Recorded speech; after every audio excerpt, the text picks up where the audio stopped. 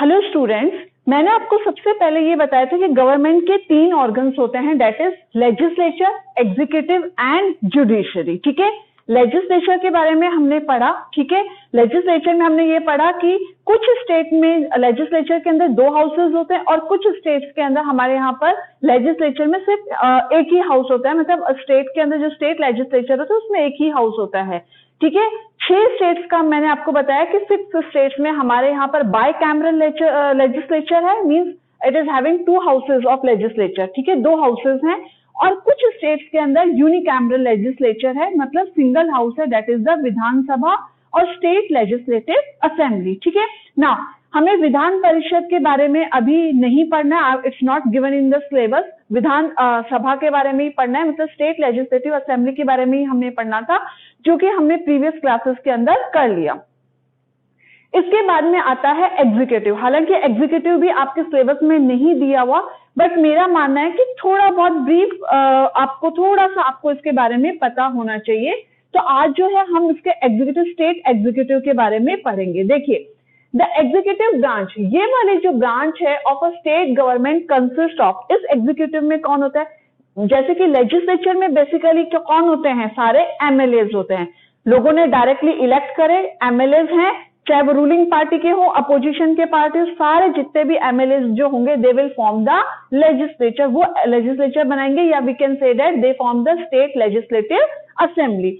ठीक है, एग्जीक्यूटिव में कौन आएगा? एग्जीक्यूटिव में देखिए, the executive of a state government consist of, सबसे ऊपर कौन आता है? गवर्नर। ठीक है, गवर्नर जो है it is the official head of the state. ठीक है, उसके बाद में आता है चीफ मिनिस्टर। चीफ मिनिस्टर के बाद में आते हैं काउंसिल्स ऑफ मिनिस्टर। अब देखिए, ये जो काउंसिल ऑफ मिनिस्टर्स है उसके अंदर 3 कैटेगरीज के अलग अलग मिनिस्टर्स आते हैं। तो अगर हम बात करते हैं एग्जीक्यूटिव, एग्जीक्यूटिव में सबसे ऊपर कौन होता है? गवर्नर। गवर्नर के नीचे कौन होता है? Chief minister. चीफ मिनिस्टर के नीचे कौन होते हैं? Council of minister. लेकिन इन काउंसिल ऑफ मिनिस्टर्स में भी 3 अलग अलग तरह की कैटेगरीज हैं। मतलब ये सबसे हाई पोस्ट, जो सबसे टॉप मिनिस्टर्स होते हैं, वो किस में आते हैं? कैबिनेट मिनिस्टर्स में आते हैं। उसके बाद में कौन है? मिनिस्टर्स ऑफ स्टेट, और उसके बाद में कौन है? Deputy minister. नाउ सबसे पहले हम गवर्नर की बात करते हैं।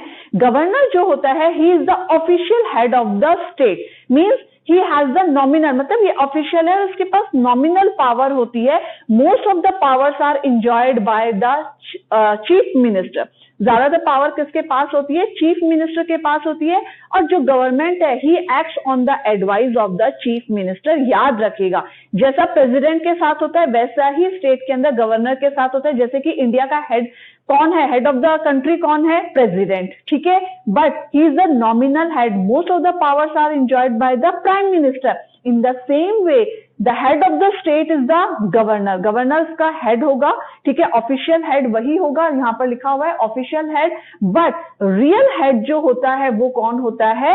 सीएम होता है। ठीक है ना, गवर्नर को अपॉइंट कौन करता है? He is appointed by the president of India. ठीक है, उसका टर्म क्या रहता है? 5 इयर्स रहता है। ठीक है, 5 साल का उसका टेन्योर रहता है। अगर वो चाहे तो पहले भी प्रेसिडेंट को रेजिग्नेशन दे सकता है, और प्रेसिडेंट भी चाहे तो गवर्नर को हटा सकता है on the advice of the prime minister. But on ऐसे नहीं कि जब मन करा उसको हटा दे, उसमें कुछ कंडीशंस होती हैं, उनको जो भी मतलब प्रोसीजर होता है उसको फॉलो करके फिर आप गवर्नर को हटा सकते हैं। ठीक है, नाउ गवर्नर, हाँ, one more thing, at a time एक जो गवर्नर होता है, he can be governor of the 2 state. A person can be governor of 2 states. हो सकता है वो पंजाब का भी गवर्नर हो और वो हरियाणा का भी गवर्नर हो, ऐसा भी हो सकता है। ठीक है, नाउ अब बात करते हैं हम सीएम की बात करते हैं।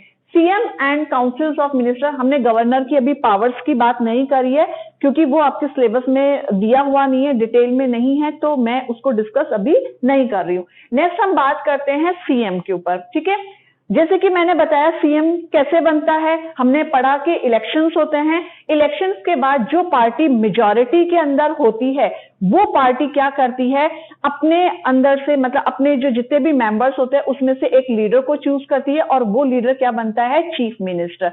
चीफ मिनिस्टर जो होता है वो अपने ही जो एमएलए जो होते हैं उनमें से किसको चूज करता है, अदर मिनिस्टर्स को चूज करता है। ठीक है, नाउ आप यहां पर देखिए द काउंसिल ऑफ मिनिस्टर्स। ठीक है, थर्ड जो रिंग है वो कौन सी है, थर्ड जो स्टेप जो है वो काउंसिल ऑफ मिनिस्टर्स है वेरियस कैटेगरीज ऑफ मेंबर, जो कि मैंने आपको पहले ही बता दिया। द मेन कैटेगरीज कौन सी है, वो यही कैटेगरीज हैं। जो मेन कैटेगरीज हैं वो कौन सी हैं, cabinet ministers, ministers of state and deputy ministers. ठीक है, सीएम जो होगा वो सबसे पहले किसको चूज करेगा, कैबिनेट मिनिस्टर्स को चूज करेगा, साथ ही साथ मिनिस्टर ऑफ स्टेट और डेप्यूटी मिनिस्टर्स को चूज करेगा। जैसे हमने पहले प्रीवियस क्लास में हमने पढ़ा है कि सीएम जब जितने भी एमएलए होते हैं वो अपने लीडर को चूज करते हैं एज अ सीएम। सीएम जब चूज कर लिया जाता है कि ये पर्सन जो है वो सीएम होगा, उसके बाद में सीएम क्या करता है, इन सारे मिनिस्टर्स को चूज करता है जो कि सीएम के अंडर में काम करेंगे, अलग अलग डिपार्टमेंट्स को देखेंगे। ठीक है, now each cabinet minister is in charge of independent department of government. हर एक जो कैबिनेट मिनिस्टर है वो अलग अलग डिपार्टमेंट का क्या होगा, इंचार्ज होगा। जैसे किसी को एजुकेशन डिपार्टमेंट दिया गया, किसी को रेवेन्यू डिपार्टमेंट दिया गया, किसी को एग्रीकल्चर डिपार्टमेंट, किसी को टूरिज्म डिपार्टमेंट, इस तरह से अलग अलग डिपार्टमेंट दिए जाते हैं। हालांकि ये जो कैबिनेट मिनिस्टर्स होते हैं ये सबसे टॉप लेयर होती है मिनिस्टर की, जो टॉप जो मिनिस्टर्स होते हैं उनको ये कैबिनेट मिनिस्टर्स का जो पोस्ट है वो दी जाती है। ठीक है, उसके बाद में आते हैं the ministers of state usually work under the cabinet minister. ये जो मिनिस्टर्स ऑफ स्टेट है जनरली किसके अंडर काम करते हैं, कैबिनेट मिनिस्टर्स के अंडर काम करते हैं। हालांकि इनके पास भी छोटी मोटी मिनिस्ट्रीज इनके पास भी होती है, इनके पास भी डिपार्टमेंट्स होते हैं।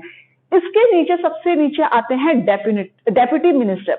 डेप्यूटी मिनिस्टर्स क्या करते हैं, deputy ministers ministers of state को और कैबिनेट मिनिस्टर्स को इनके काम में असिस्ट करते हैं, इनकी हेल्प करते हैं। The deputy minister help the cabinet ministers and ministers of the state. ठीक है, नाउ यहां पर एक डायग्राम बनाया गया है, I have written how the state government is form. तो देखिए सबसे पहले लोग जो हैं वो इलेक्शंस के थ्रू किसको चूज करते हैं, लेजिस्लेटिव असेंबली को चूज करते हैं। मतलब किसको चूज करते हैं, एमएलए को चूज करते हैं। ठीक है, इलेक्शंस हुए, क्यों कौन से इलेक्शन हुए, लेजिस्लेटिव असेंबली के या विधानसभा के।